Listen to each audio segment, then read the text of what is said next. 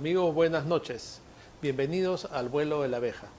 En esta semana de gran confrontación política y de una serie de actividades que nos han llamado la atención para el análisis, se está dejando un poco de lado algo fundamental, que es el tema de la familia y el tema de los niños, porque mientras fijamos la mirada en la vacancia presidencial, en los problemas del Congreso, en el tema del embajador cubano y otros igualmente importantes, a veces no estamos mirando algo también fundamental, que es la educación, que es el futuro de los niños, que es la libertad de los padres, y sobre ese tema vamos a conversar en la primera parte del programa. En la segunda volveremos a tocar temas como los que hemos mencionado, de la vacancia presidencial y demás que han marcado la agenda política esta semana.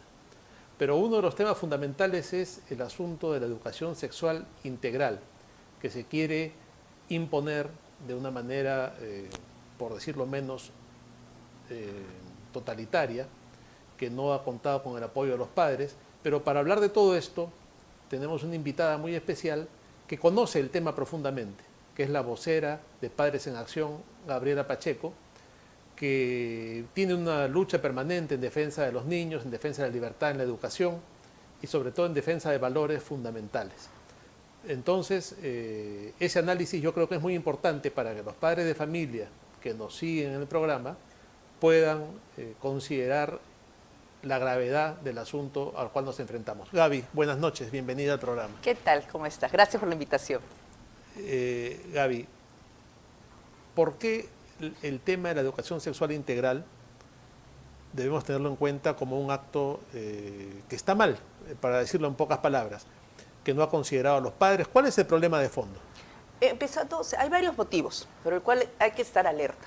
El primero es que es un único programa que va a tener que ser aplicado en colegios nacionales, particulares, con ideario, sin ideario, o sea, todos por igual y solo un tipo de educación. Es decir, de esta manera el Estado quiere educar o adoctrinar, porque realmente no se basa en nada científico, se basa mucho en ideología. Y el segundo, porque no solamente deja de lado a los padres de familia, sino que también borra en esa guía muchos, como se puede decir, valores que acompañan al pueblo peruano, como el matrimonio, la defensa de la vida, como la familia, Día del Padre, Día de la Madre. Los ha borrado, no lo toma en cuenta. O sea, no solamente ha elaborado esta guía sin una intervención de padre y familia, sin la aprobación, sin la anuencia de los padres de familia, sino que también es un claro ataque contra los padres de familia. No están considerando ni lo que es defensa de vida, no lo ponen tampoco lo que es familia, lo que es matrimonio. Entonces, ¿qué cosa está haciendo el Estado peruano? De manera que en el caso de Padres en Acción y de los diferentes colectivos que están levantando su voz sobre este tema, no es que necesariamente no quieran una educación sexual. No, para nada, al contrario. Mira, justo yo conversaba con varios jóvenes, tuvimos un almuerzo familiar y me decían que sí, ellos hubieran agradecido que hubiera una participación en el Colegio de Educación Sexual. Efectivamente, los papás también agradeceríamos que el colegio nos ayude, pero no pueden quitarnos a nosotros e ignorar, bajo pretexto de que todas las familias peruanas están mal. Porque dicen que los padres de familia no hablan como si fuera el 100% de la familia, entonces ellos asumen una postura radical, una postura totalitaria, porque no es cierto. O sea, efectivamente hay un grupo, un sector de padres de familia que, bueno, que están desestructurados, que no saben hablar con sus hijos, pero hay que ayudarlos, no hay que anular. Y el grupo de padres que sí está preocupado por sus hijos, que sí sigue el día a día con ellos, también lo ignoran. Es decir, el Estado peruano, ¿qué está haciendo? Está determinando cuál va a ser la moral, mira, que es tan importante, la intimidad y lo que es la afectividad y sexualidad de los niños. O sea, ellos van a decir cómo se enseña, qué se enseña y a espaldas de los padres, que eso es lo peor de todo. Ahora, tengo entendido que las normas legales establecen que los padres de familia deben participar en la elaboración de los contenidos. Ese es precisamente en el artículo 5 de la Ley General de Educación, el Minedu lo sabe, que se tiene que participar, los padres de familia participan como primeros protagonistas de la educación, así lo tiene, clarísimo, de la educación, sobre todo la educación que es de la intimidad, porque acá lo que pasa, uno de los errores del Estado, es que habla de la sexualidad como algo separado, nada de integral tiene, más bien de desintegrar a la persona. Es como decir, quiero enseñarle a un niño a que lea, entonces le mando versos, le mando verbos, espérate, primero las vocales, luego sílabas. Hay un proceso de gradualidad, hay un proceso de sensibilidad en el cual tienes tú que adecuar al niño de acuerdo a los contenidos. Igual, hablan de sexualidad, pero lo primero que tienen que es la afectividad, la autoestima, cómo se percibe un niño, cómo sabe que es niño, por qué tiene el nombre Francisco y no tiene el nombre María, por qué. O sea, hay todo un proceso de aprendizaje, de primero de quererse, por eso se llama aprender a amar. En Uruguay, un país en el cual se tiene aprobado la ideología de género, el aborto y otras cosas más liberal, ellos tienen el curso y permiten que los padres y familias sigan, que se llama el curso Saber Amar. No dice sexualidad, dice Saber Amar, porque todo padre que y es familia... un país totalmente laico, Uruguay. Totalmente, ¿no? Y no tiene nada, pero respetuoso sí, de la democracia, porque los que no quieren hacen el del Estado, y si no sigues el otro, que es paralelo, pero hay posibilidades para escoger. Y te digo, ¿por qué saber amar? Y a mí me gusta eso, porque creo que todo padre de familia, ¿qué quiere de su hijo? ¿Que sea un picaflor? ¿O que la chica cambie de pareja cada 3 años y no tenga nada? No, todo padre de familia desea que sus hijos puedan mantener una relación emocionalmente estable, una relación duradera, amorosa en el tiempo. ¿O no? Yo creo que todo madre de familia, independientemente de la clase social, ¿qué quiere? Que su hijo no esté como picaflor ni que esté solo, sino que sea una persona que pueda mantener unas relaciones, unos vínculos emocionales sanos en una sociedad. Ahora, ¿qué es lo que se ha aprobado hasta el momento? Es una guía, que es para los maestros. Exacto. Habría que suponer que si esa guía es para el año entrante, también se estarán elaborando ya los textos. Mira, ¿En qué está eso? Lo peor de todo es que esta guía sale entre gallos y medianoches. Es un actuar ya un poco común en el Minedu, porque ya la publican sin antes haber avisado, sin antes haber sido revisado, o peor aún, solamente asesorados por un sector de la sociedad, ONG que tiene su propia agenda, porque eso es claro, hay una intervención directa de estas ONG porque quieren definitivamente lucrar con las capacitaciones, no permiten, a ojos cerrados sale esta guía. ¿Cuál es el problema de esta guía? Que los tutores, mira, son los responsables de educación sexual de cada niño, de cada alumno. Yo como profesora me siento pero aturdida. Imagínate, tengo 30 niños, 40 niños con realidades distintas y que me digan que soy la responsable. No. Tenemos hijos, cada uno ha tenido distintas edades y algunos tienen dificultades en la parte académica, matemática, química o en la parte conductual. Cuando el niño no corresponde, es un poco agresivo, no sabe respetar. ¿Qué es lo que hace el colegio, la directora, la profesora? ¿A quién llama? ¿Al Minedu? ¿O habla con él aparte? No, habla con los padres de familia y le dice, hay que tener una estrategia. Acá la guía no lo dice así. La guía dice específicamente que si se detecta en el alumno alguna muestra de violencia de género o una incomodidad hacia su género o algo así de discriminación, tiene que llevarlo aparte y conversar. ¿Dónde están los padres de familia? ¿Cómo ese mismo colegio que puede llamar por un aspecto conductual, por un aspecto académico, nos llama por un aspecto moral? Y otra cosa, ¿cómo saber que ese maestro está en condiciones de hablar con un niño que no es suyo, que no lo ha educado, que no lo ha criado, ¿no? Porque que no conoce lo que es la sensibilidad que puede tener, porque un niño de 11 años es muy distinto que una niña de 11 años. O sea, y además, ese tema de que un maestro hable a solas con un niño pequeño sobre temas sexuales, es algo que va contra la más elemental protección, porque no sabemos las intenciones del maestro, no siempre son santos, ¿no? Y yo me pongo también por el otro lado. Imagínate tú que un alumno se sienta que yo lo he agredido, o que haber sido tan explícita, porque puede darse el caso que quiere un poco más de información explícita, se siente ofendido, se siente acosado.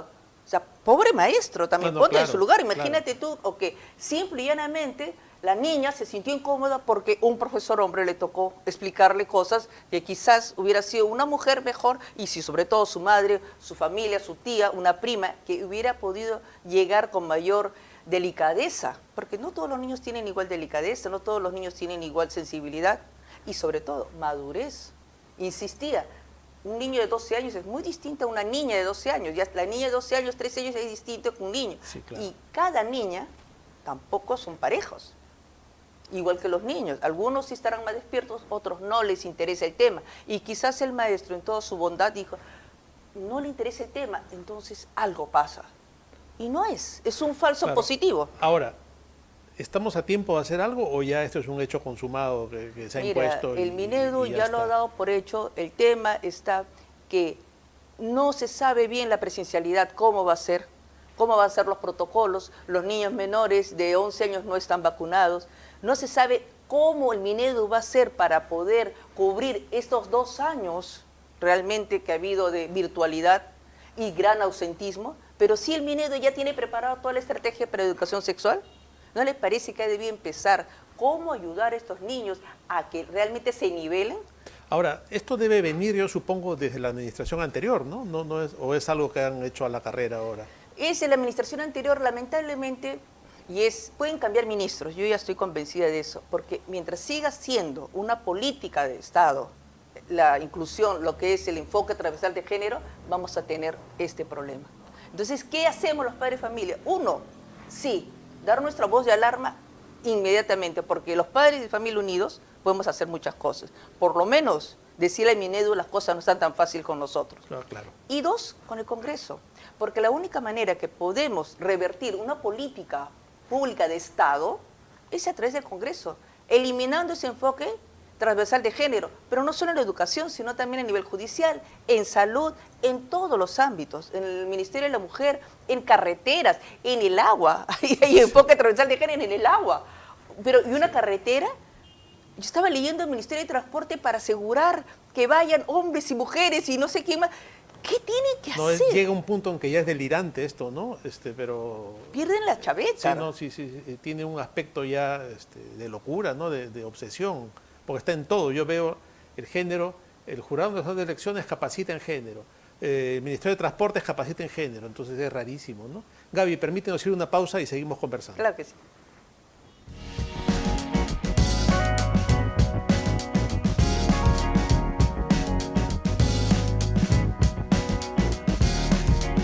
Estamos de vuelta en el vuelo de la abeja conversando con Gaby Pacheco, vocera de Padres en Acción, sobre la imposición de la educación sexual integral y sus consecuencias en la familia peruana y en los niños, como parte de un problema que venimos arrastrando hace tiempo en el Minedu. Pero esto tiene varios aspectos, ¿no? Un aspecto interesante, Gaby, perdón, es el que mencionaste, yo quiero volver sobre esto, ¿no? Dijiste que esto no respondía a criterios científicos, no ideológicos. Claro. ¿No? Entonces estamos frente a un problema que hay que enfrentarlo en el terreno político, ¿no? Y ahí viene el asunto del Congreso, tú has mencionado el Congreso. En el Congreso se está trabajando ya en esto, hay propuestas de ley. Sí, hay una propuesta de ley sobre el PIN parental, si lo está trabajando el congresista Alejandro Muñante, que ha tomado la iniciativa de nosotros de estar diciendo no queremos ese tipo de educación sexual. Sobre todo, ¿por qué? Porque ellos, ¿qué dice exactamente en un acápite de la guía? Que cada niño irá construyendo su sexualidad de acuerdo a las experiencias y circunstancias de su vida. ¿Qué quiere decir? Que un niño o una niña que está en Ayacucho va a tener distintas circunstancias y experiencias que un niño que está en Piura. Con lo cual, ¿qué cosa es niña o niño? No va a haber la misma igualdad. Y eso estamos realmente diciendo, por biología, niña es niña acá en Chile, en España o en Rusia. Un niño es niño en Piura, en Tumbes o Huancavelica. Entonces, pero específicamente dice que construirá su identidad, o sea, se reconocerá como niño, como niña, de acuerdo a las experiencias. ¿Qué quiere decir de acuerdo a las experiencias? Que vamos a permitir que nuestros niños experimenten. ¿Cómo? Hay partes en las cuales dice también, no solo construcción, el tema del constructivismo en la educación se da en base a que el niño construye su conocimiento de acuerdo a lo que tú le das de información. Entonces, mientras más amplia información, él va cogiendo y va diciendo. Pero no puede ser aplicado en el tema de sexualidad. Claro, la idea de ellos es que el género es una construcción social, ¿no? Que uno lo va definiendo y adoptando. Y te estás percibiendo. Claro. Entonces, ¿cómo te percibes? Eso no es educar. Ahora, tú has mencionado que hay un proyecto del congresista Muñante, sí, que es el PIN parental. Para que lo comprendan nuestros televidentes, ¿a qué se refiere esto del PIN parental? ¿Qué cosa es? El PIN parental es exactamente los detalles ahorita, espere, él lo que va a hacer es proponer que cada padre de familia pueda así como uno se exonera en el curso de religión, educación física por distintos motivos, te puedas exonerar de ese tipo de educación. No solamente como conciencia, sino generar realmente un estatuto, un proyecto en el cual se regule este tipo de educación. Y además sería bueno que uno pueda escoger en qué tipo de valores se educa al niño, ¿no? Porque no se puede imponer a un colegio religioso, a un colegio católico o evangélico o incluso de cualquier otra religión, ciertos valores o principios que no están de acuerdo con la doctrina de ese colegio. Pero sobre todo, si es que el Minedu confiara realmente que su guía, que su proyecto es muy bueno, yo creo que daría pie a que diría, acá hay un tipo de programa de educación de virtudes y valores, acá hay otro programa de acuerdo a principios y no sé qué más, y la nuestra. Cada colegio es libre de escoger, los padres de familias votan a través de las APAFAS y dicen A, B o C. Democracia. Eso es democracia. Pero el Minedu no permite que haya otro tipo de educación, quiere que solamente sea la única, y eso es totalitarismo. Y pretender de que los niños no se basen en lo que es biología, su identidad sexual no se base en que nació niño o nació niña, sino que de acuerdo a las experiencias que tenga va a asumirse, eso es ideología. Con lo cual es un adoctrinamiento masivo. ¿Qué quiere el Estado? ¿Por qué elimina lo que es el concepto de matrimonio o familia? Porque ellos, según están planeando, es decidir quién es familia. Están renombrando o reorganizando lo que es matrimonio, o sea, están redefiniendo. Entonces ya matrimonio no va a ser como se entiende, uno con una, para toda la vida, un hombre y una mujer, van a hacer un proyecto común para tener familia y para desarrollarse en el tiempo. No, ahora puede ser uno con uno, una con uno, indiferentemente, incluso familias. Ahora dice que hay diversidad de familias, ya no es papá, mamá, abuelito, abuelita, niños, no, ahora pues papá, otro papá, puede ser un niño, papá, mamá y un gato. No, claro, dicen que la familia se conforma por los grupos de personas que tienen afecto entre ellas. Entonces yo puedo ser familia de mi vecino si es que lo conozco desde niño y en el tengo dojo de aprecio, karate, ¿no? Dime tú un equipo de natación que realmente están entrenando desde las 6 de la mañana a las 9 de la mañana y luego en la noche otro y fin de semana. Desarrollan vínculos afectivos, ya son una familia. Es que son ¿no? familia, entonces van a decir que van a tener también derechos adquiridos como familia y van a decir que ellos son familia.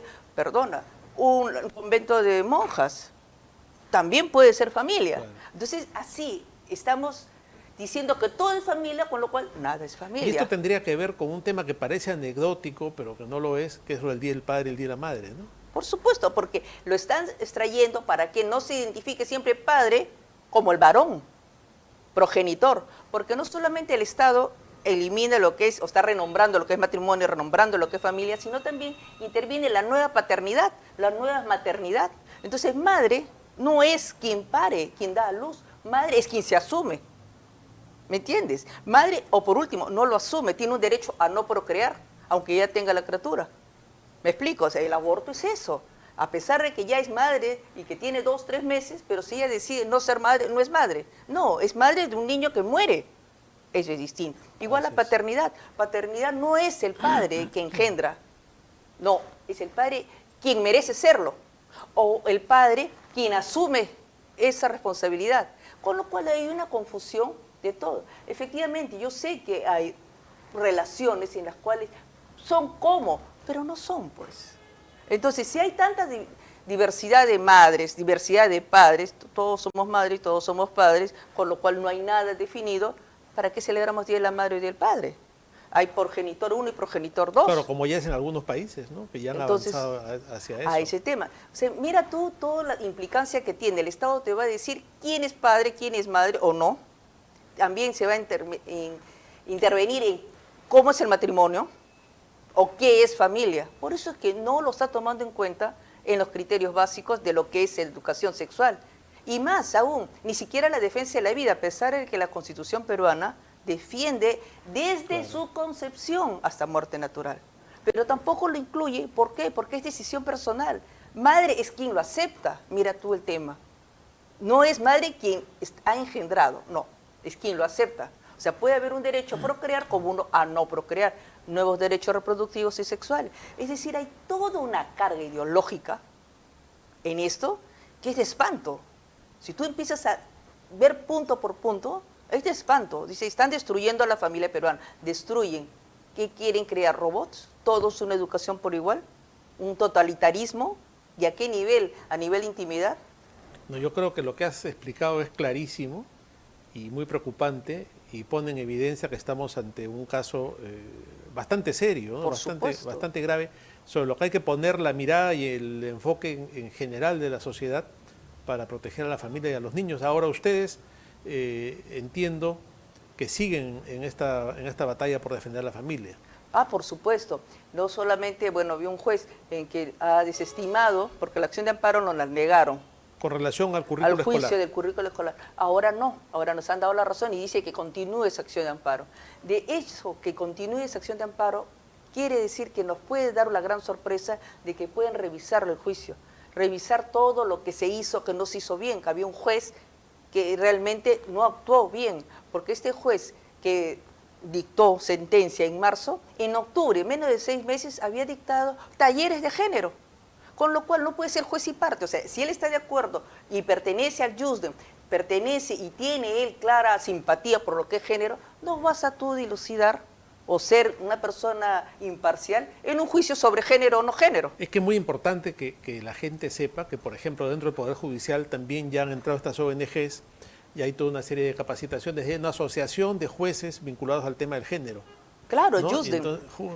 JUSDEM, y justamente ellos van trabajando y moviendo este tema y la consecuencia son este tipo de sentencias. Pero mira tú, hemos empezado nosotros a hacer campaña, a informar. Realmente lo que hacemos es informar, que cada padre de familia vea. Como te digo, este detalle del tutor va a hablar con el alumno a solas, en un lugar aparte.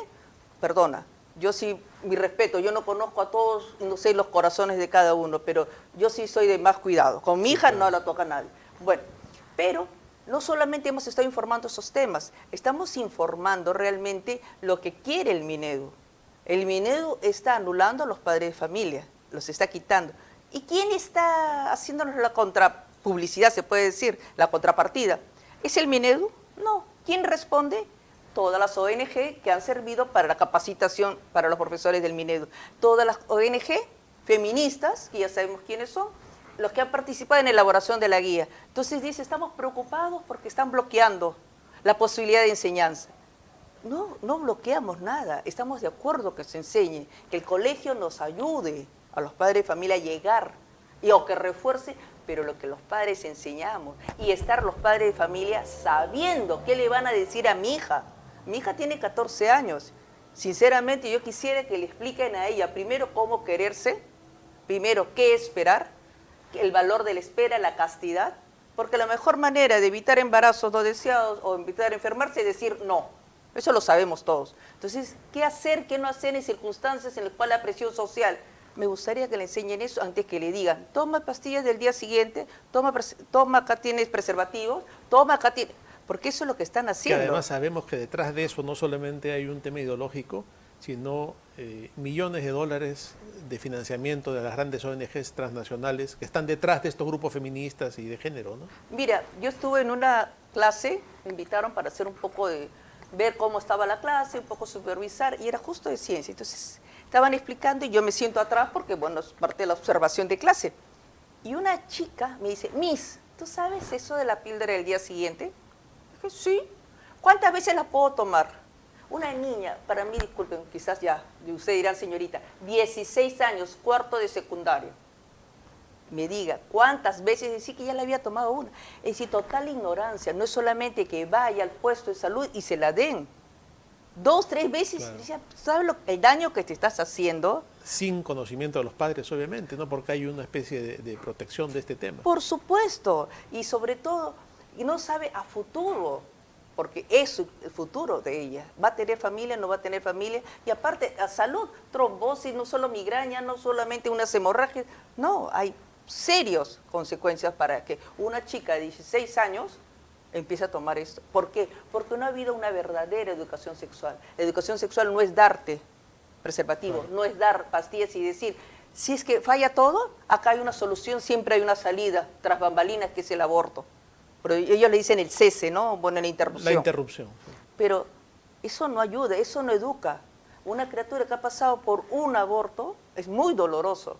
Es muy doloroso. Y eso no le va a educar a decir, ya no voy a tener relaciones. No. Al contrario, va a tener una falsa idea de lo que es la defensa de la vida, lo que es tener niños, lo que es la gestación, va a ver el embarazo como si fuera un peligro. Y no es peligro. Es la única manera, la mejor manera de venir los niños al mundo. Creo que es la única maravilla de la naturaleza, sí, ¿no? Así es. Bueno, Gaby, muchas gracias. Yo creo que esto ha sido clarísimo. Es un tema fundamental que vamos a seguir tocando en las próximas semanas. Tal vez tengamos poco tiempo, pero es muy importante lo que hacen asociaciones como Padres en Acción y una serie de colectivos que se han venido juntando. Presten atención, amigos televidentes, en las redes sociales, lo que se está publicando, compártanlo con sus amigos, avisen a los amigos que tengan hijos pequeños. Hay que defender a los niños, defender su integridad, defender su educación y defender a la familia, porque en la familia está la base de la sociedad. Y una sociedad con familias enfermas, corrompidas, como se quiere tener, no va para ninguna parte. Nos vamos a una pausa y regresamos luego en el vuelo de la abeja.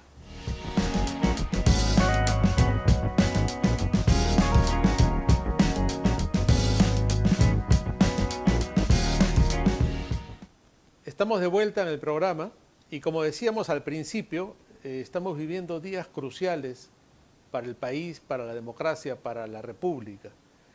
Y días cruciales en los cuales se están definiendo cosas y se van a definir cosas en los próximos días y meses que pueden significar la ruina del país o que podamos mantener un país con democracia, con libertad y con dignidad para los peruanos.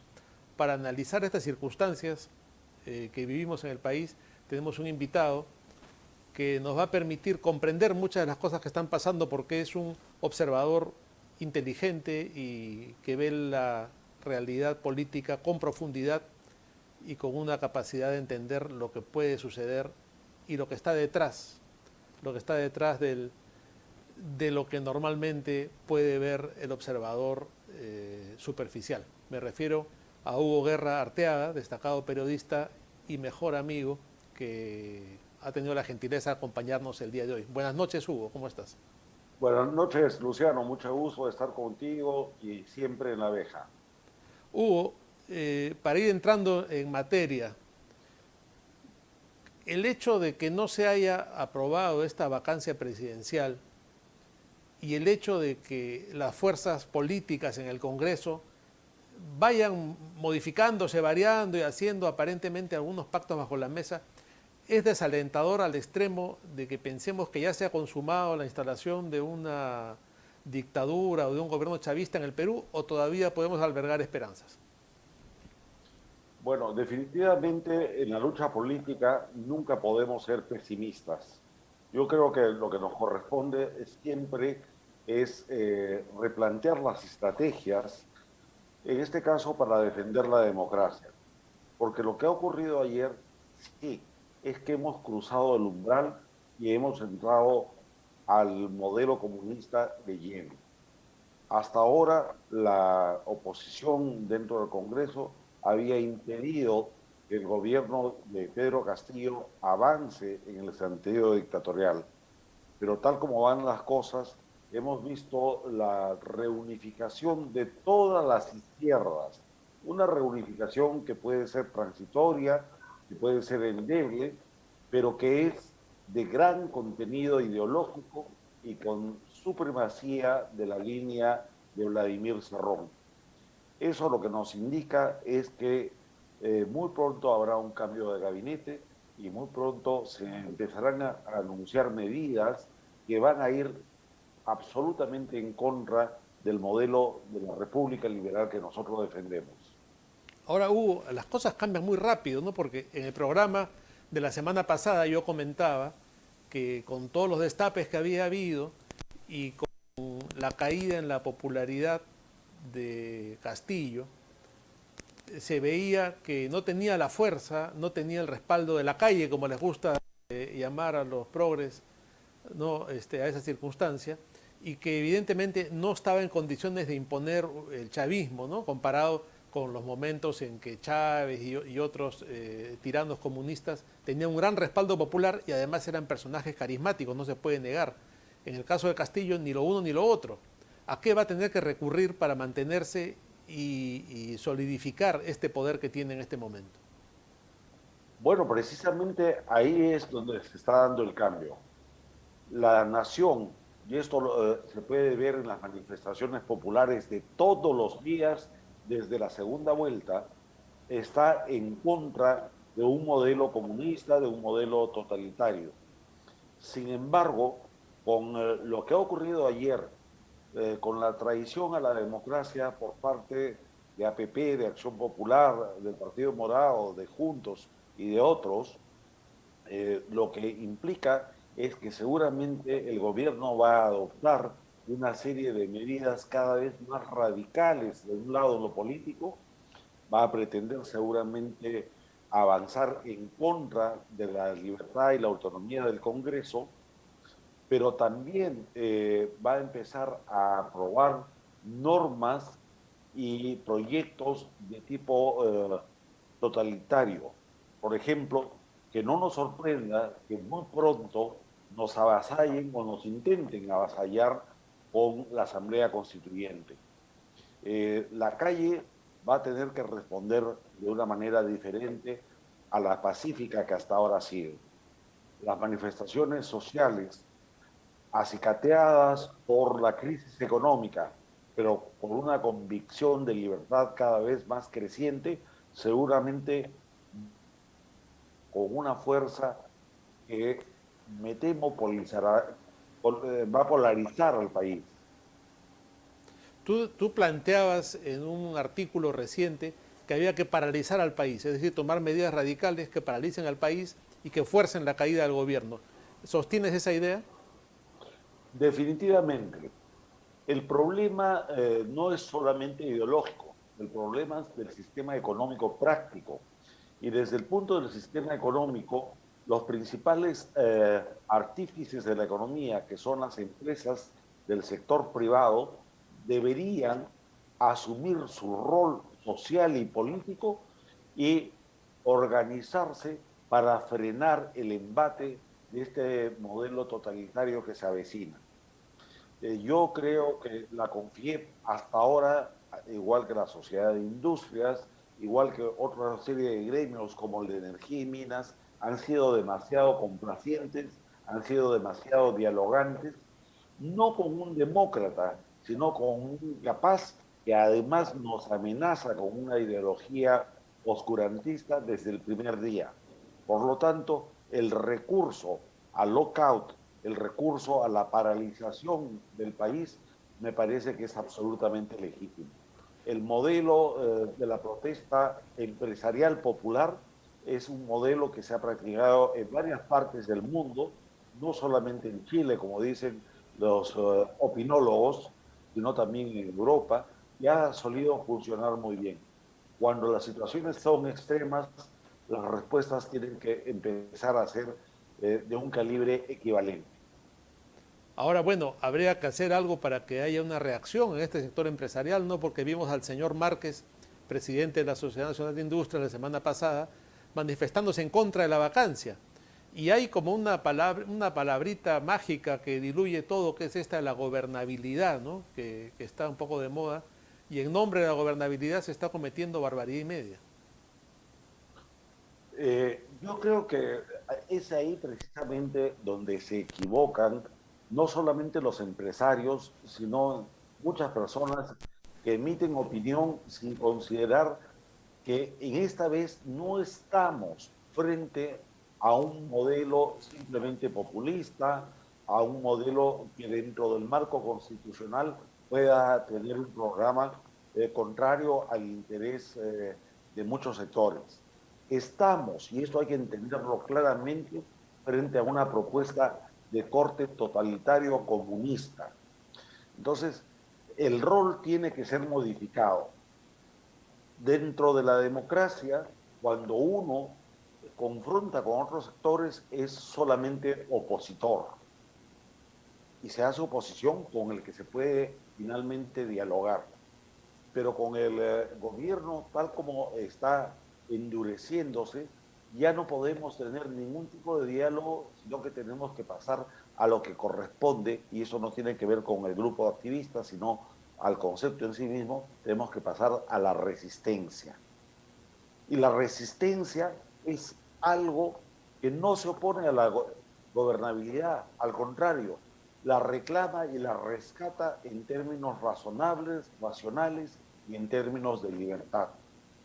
Estos mismos empresarios son los que permitieron, por ejemplo, el surgimiento del velasquismo y después terminaron siendo rabonas del Estado. Eso es lo que no queremos ahora. Esa es la advertencia que le hacemos a los empresarios. Hoy no es que van a perder solamente un semestre o van a reducir sus utilidades. El riesgo mayor es que van a perder sus empresas y de hecho ya están contribuyendo a que caiga la economía popular y con lo cual el mercado nacional y paralelo a la libertad de los individuos se va a deprimir de una manera impresionante, tal como lo vemos, por ejemplo, en Venezuela. Hugo, sin duda acabas de mencionar Venezuela y está claro que el Perú no es pues una isla en medio de la nada, sino que enfrentamos a un problema que es muy serio, que tiene que ver con asuntos geopolíticos y que involucran movimientos políticos internacionales e incluso a una organización criminal como es el Foro de Sao Paulo. Yo quisiera que luego de una pequeña pausa retornemos para tocar ese aspecto del problema político peruano.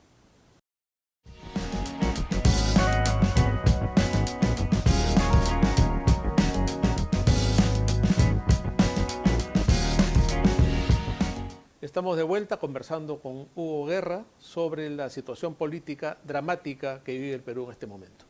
Hugo, antes de la pausa te comentaba que quería también ver la crisis política peruana dentro de un contexto mayor, dentro de un contexto geopolítico o un contexto de política regional, y está el gravísimo problema del Foro de Sao Paulo y la manera en que se va imponiendo un modelo, ¿no? Porque, por ejemplo, si vemos Chile, en Chile ahora hay cierto optimismo porque Kast va subiendo, pero yo no sería tan optimista, ¿no? Ya tienen la Asamblea Constituyente andando, siguen los problemas con grupos radicales, siguen las movilizaciones de grupos étnicos, ¿no? De los mapuches, etcétera, y yo no veo el panorama muy bien, ¿no? En Colombia está el tema de Petro, y yo no sé si esa coalición de derecha que se ha llegado a formar y que posiblemente encabece Zuluaga vaya a tener la fuerza para ganar elecciones. Va quedando como una pequeña excepción Ecuador, y el resto del continente ya está tomado, ¿no? Si excluimos a Brasil, que de alguna manera representa en este momento también una nación que se ha liberado de este tema gracias a Bolsonaro. Y para mayor preocupación tenemos el asunto del embajador cubano en el Perú, que es un agente de inteligencia de la tiranía cubana. ¿Cómo es tu análisis de esta situación? Sí, tenemos que recordar algo que es fundamental. Perú Libre en realidad gana de una manera casi accidental las elecciones en el Perú. Y digo gana entre comillas porque hasta ahora hay sombras de legitimidad. Sin embargo, avanza gracias a que la Coordinadora Continental Bolivariana logra unir a todas las fuerzas de izquierda, los antiguos enemigos pro-chinos junto con los antiguos enemigos pro-soviéticos, con los caviares, con los socialconfusos y con la progresía, y hacen un frente común.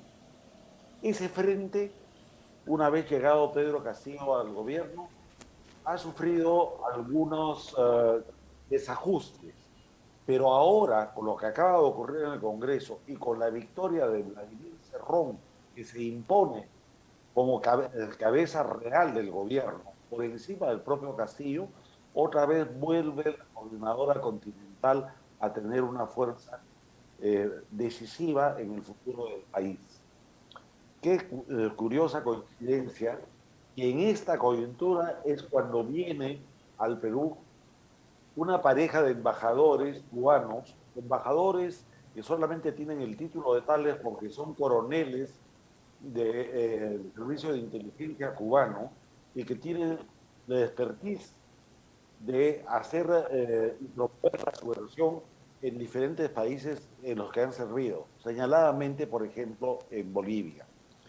Y vienen además en el momento previo a que en el Perú, específicamente en el Cusco, los días 20 y 21 de diciembre, se celebre la cumbre que le llaman de los pueblos originarios, que en realidad es el gran proyecto del Runa Sur o de lo que ellos llaman la patria grande socialista y bolivariana, que implica nada menos que la secesión territorial del Perú, llevándose teóricamente a todos los departamentos o regiones sureñas de nuestra patria a un proyecto continental diferente. Por lo tanto, nosotros no estamos ajenos ni a la geopolítica ni a la geoestrategia que está aplicando el Foro de Sao Paulo y que en este momento tiene operadores a los cuales hemos identificado públicamente, tanto tú, la abeja, como en lo personal, a través de los medios de comunicación, y que ahora nos corresponde no solo hacer la denuncia, sino alentar para que desde el Congreso de la República, o lo que va quedando de desde los servicios de inteligencia y desde las Fuerzas Armadas Patrióticas, se les impida desarrollar esos planes subversivos y sediciosos. El Perú está inmerso en una situación. Entiendan claramente esto. Estamos frente a un modelo comunista continental hacia el cual no le hacemos frente, nos va a rebasar y nos va a avasallar. Ahora tú mencionas al Congreso y dices algo que es muy cierto, ¿no? Lo que queda de él, pero a pesar de eso es probablemente el único espacio plural y aún donde se mantiene una vida democrática, el Congreso de la República, ¿no? Que viene siendo vapuleado y desprestigiado como es una costumbre en los últimos años. Y por otro lado está la reacción de los colectivos democráticos, de las asociaciones de defensa de la democracia y del sistema republicano. Y eso es todo lo que nos queda. ¿Qué pasa si en estos días se da como se podría dar? ¿Tú crees que esto es posible, el cierre del Congreso, o todavía no tienen la capacidad y la fuerza para hacerlo? A ver, esta pregunta me la han hecho y me la han formulado en los últimos días con mucha insistencia. Pero quizá la respuesta es esta. Los golpes de Estado ya no son de manera tradicional con tanques y metralletas. Tampoco son con una simple disolución del Congreso. El mundo no soporta este tipo de comportamientos extremos. La comunidad internacional está muy vigilante. Sin embargo, eso no significa que no haya mecanismos descarados como los que ya ha anunciado desde el propio Cerrón hasta la gente que rodea a Castillo, ¿no? El ex primer ministro Bellido, por ejemplo, que el Congreso, como dicen ellos, es apenas una pelotudez democrática. Por lo tanto, seguramente que tienen formas de insistencia en gabinetes inaceptables o tienen alguna otra forma, porque ellos lo que entienden, y por Dios santo, veamos que los marxistas no piensan como nosotros. Ellos tienen una estructura dogmática y una estructura vertical de la comprensión del poder. Para ellos el partido está por encima de la nación. Para ellos el partido está por encima de los organismos rectores de la vida democrática. Por lo tanto, el partido, tarde o temprano, debe imponerse por encima del Congreso.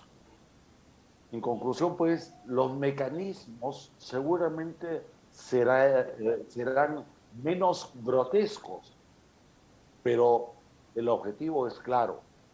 No puede haber una coexistencia de un parlamento y de una sociedad libre con un modelo marxista de tipo comunista.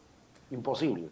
El choque es cuestión de tiempo, salvo que, y esta es la gran preocupación de que a mí me agobie, se produzcan incidentes en los cuales la población se enfrente al poder político.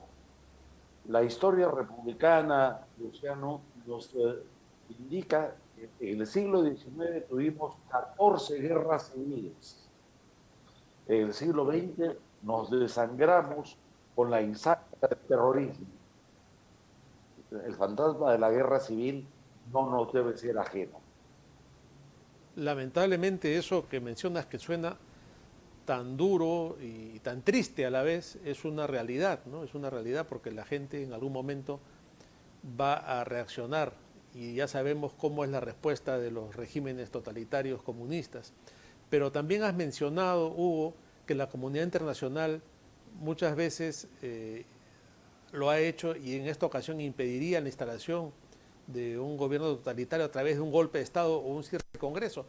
Pero tampoco muy alentadora la participación de la OEA, por ejemplo, con la visita a Almagro. ¿Qué comentario te merece el papel que ha jugado Almagro en los últimos días en el Perú?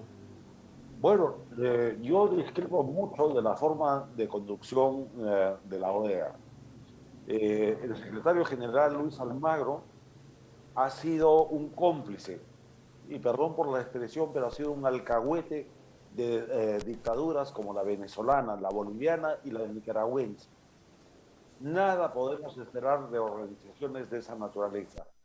La sociedad internacional, sin embargo, tiene otras instancias que ni siquiera pasan por Naciones Unidas, sino por la solidaridad de países que en este momento están en el Brasil, como los que están emergiendo desde la derecha en Chile, como los que están emergiendo desde la derecha en Argentina y como los que mantienen su cuota de poder importante en Colombia.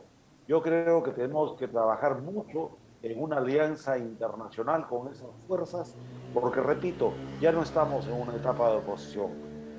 Si no nos damos cuenta, abramos los ojos. Hemos pasado un momento de resistencia y la resistencia implica tejer redes de apoyo internacional muy importantes, que no pasan por las organizaciones oficiales. Claro, lo que planteas es muy interesante, ¿no? Porque es justamente la respuesta a una subversión internacional que está con el Foro de Puebla, con el Grupo de Puebla, el Foro de Sao Paulo, y que lo que busca justamente es una movilización internacional.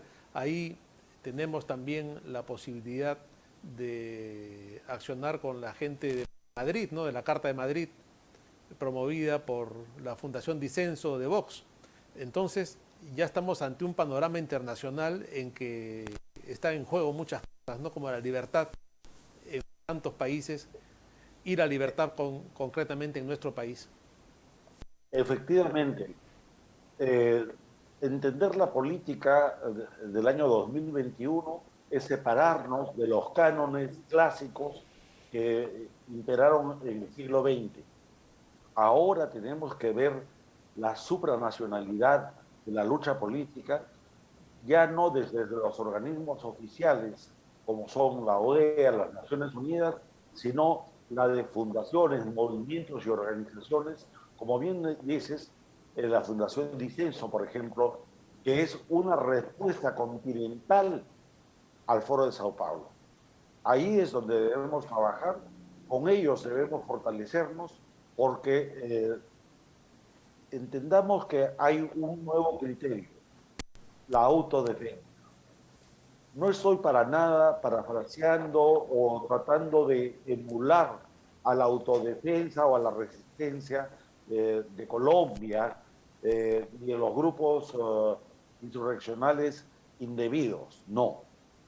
En esta etapa todavía estamos en la lucha estrictamente política. Sí, una lucha de masas en las calles, pero no una lucha violenta. Más bien contribuyamos a devolverle equilibrio a la política nacional para no caer en eso. Nunca hemos propiciado el golpe de Estado, no creemos en situaciones arbitrarias de solución para nuestra nación, no creemos en métodos extremos, pero sí creemos en la solidaridad tanto nacional como internacional para enfrentarnos a un enemigo muy poderoso que no tiene fronteras y que en este momento está nucleado en el Grupo de Puebla y el Foro de Sao Paulo. Ok, Hugo, muchas gracias. Como siempre, interesante tu punto de vista. Creo que has esclarecido muchas cosas para nuestros televidentes y sobre todo resulta alentador pensar que aún estamos a tiempo de unir esfuerzos y de que grupos democráticos podamos iniciar la resistencia contra la instalación del totalitarismo en el Perú. Te Gracias, agradezco. Luciano, y solamente permíteme concluir, ahora sí parafraseando el dicho del otro lado: hasta la victoria el comunismo no pasará en el Perú. De acuerdo, así tiene que ser, Hugo. Te agradezco mucho por esta entrevista. Nuestro programa ha llegado a su fin y con ustedes, amigos, será como siempre el próximo miércoles a través de la señal de BHTV, de La Abeja TV y de nuestras redes sociales. No quiero concluir el programa sin antes no expresar mi pésame y mi condolencia a la familia Fujimori Iguchi por el fallecimiento de doña Susana Iguchi. Eso ha sido todo por hoy. Nos vemos el próximo miércoles.